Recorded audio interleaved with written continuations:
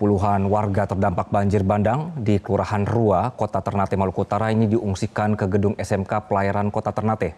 Mereka mengungsi setelah rumah mereka tertimbun lumpur. Informasi terkini dari Ternate, kita tersambung dengan kontributor Metro TV, Syahril Helmi dari Ternate, Maluku Utara. Selamat pagi, Syahril. Bagaimana kondisi pengungsi saat ini? Ya, selamat pagi Valeri. Dapat saya laporkan langsung dari Kelurahan Rua, Kecamatan Pulau Ternate, Kota Ternate, Provinsi Maluku Utara, bahwa kondisi pengungsi bencana banjir bandang di Kelurahan Rua ini terdapat sekitar 20 atau puluhan orang yang diungsikan di SMK Pelayaran Kota Ternate ini, di mana pihak tanggap darurat sendiri belum memastikan jumlah pengungsi tersebut karena ada pengungsi yang memilih tinggal di tempat keluarga mereka setelah rumah mereka ambruk tertimbun lumpur setinggi 3 hingga 4 meter. Saat ini dapat saya laporkan juga bahwa kondisi pencarian atau aktivitas pencarian korban bencana banjir ini baru saja sekitar 15 menit yang lalu ditemukan satu korban lagi. Jadi total semuanya dari 13 menjadi 14 korban yang telah ditemukan. Sementara masih sisa 5 korban yang saat ini masih dilaporkan hilang. Ke-14 korban ini telah dibawa ke Puskesmas Jambula untuk dilakukan identifikasi agar memudahkan keluarga mengenali jasad keluarga mereka. Dapat kami laporkan juga bahwa saat ini tim tanggap darurat menerjunkan sedikitnya ada 455 personil yang tergabung dari Basarnas Ternate, kemudian TNI Polri, BPBD, dan Satpol PP melakukan pencarian terhadap 5 korban lainnya yang masih hilang di tertimbun banjir bandang yang terjadi pada hari Minggu dini hari kemarin. Kemudian ada sedikitnya ada 7 ekskavator yang dikerahkan dalam pencarian korban banjir ini. Dan saat ini hasilnya baru ditemukan 1, sementara 5 lainnya masih dalam proses pencarian.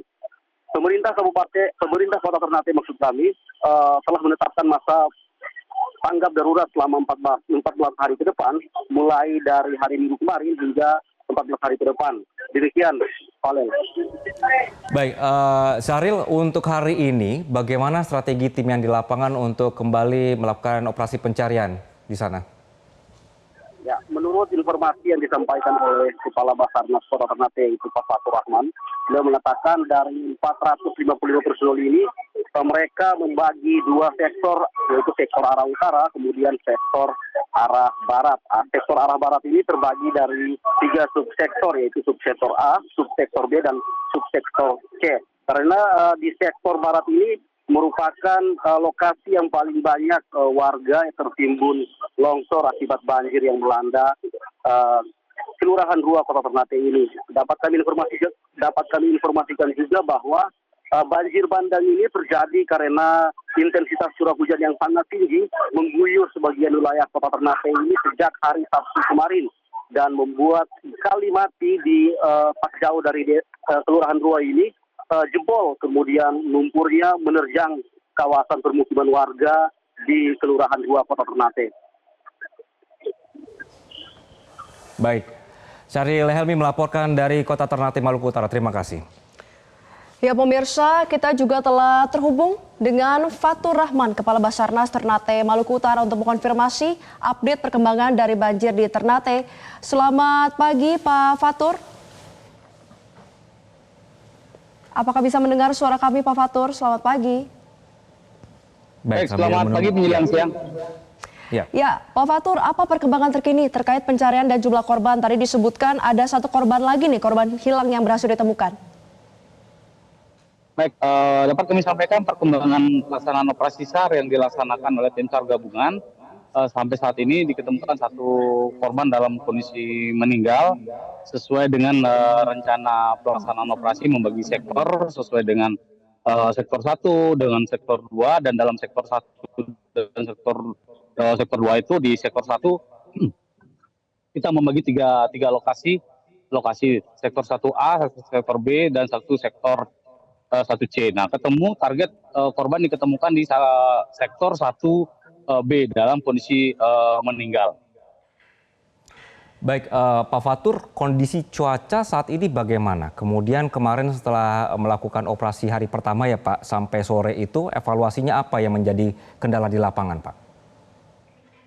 Baik, untuk situasi dan kondisi cuaca saat ini, cuaca kita bisa melihat di lokasi saat ini masih cerah, masih visibility maupun pencarian masih bisa dilaksanakan dengan maksimal, maupun pada saat pelaksanaan kita melaksanakan menggunakan ekskavator. Oke, berarti seharusnya hari ini tetap bisa dilaksanakan, tidak ada kendala begitu Pak ya, karena cuaca cerah ya? Siap, pencarian masih bisa dilaksanakan cuaca cerah. Baik. Baik Pak Fatur, ada masa tanggap darurat 14 hari. Apa rencana prioritas dari tim SAR? Baik, rencana prioritas adalah target yang dicari maupun target setelah dilaksanakan pencarian ataupun ada pelaporan dari warga Desa Arwa yang kehilangan, itu yang menjadi target dari tim SAR gabungan. Tapi sampai saat ini sampai pukul 10.30 tidak ada laporan, yang melaporkan hanya sebanyak 6 yang awalnya, sekarang tinggal lagi 5 yang belum diketemukan. Nah, itu kita fokuskan untuk melaksanakan pencarian menggunakan alat berat dan tim melaksanakan penyisiran di daerah dicurigai. Baik, Pak Fatur, dengan kondisi sekarang tanah yang mungkin masih labil begitu ya, bagaimana permukiman yang kemarin sempat terkena hantaman dari banjir bandang ini?